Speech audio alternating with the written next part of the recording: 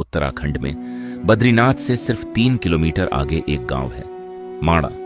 इसे भारत का आखिरी गांव भी कहा जाता है। इसी गांव से होकर महाभारत के पांडव अपनी अंतिम यात्रा पर निकले थे।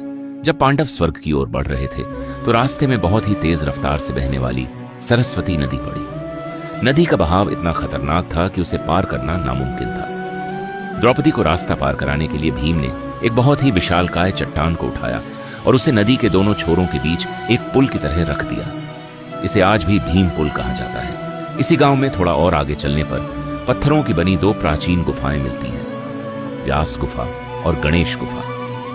मान्यता है कि महर्षि वेद व्यास ने इसी गुफा में बैठकर महाभारत महाकाव्य बोला था और भगवान गणेश ने उसे लिखा था।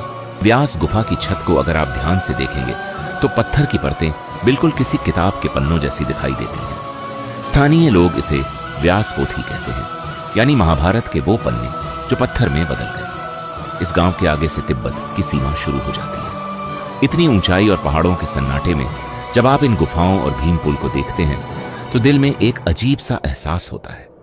ये सोचना मुश्किल नहीं लगता कि हजारों साल पहले सच में पांडव इसी रास्ते से बर्फ के पहाड़ों को पार करते हुए आगे बढ़े होंगे। ये जगह सिर्फ कहानियों में नहीं बल्कि सच में हमारे सामने खड़ी है।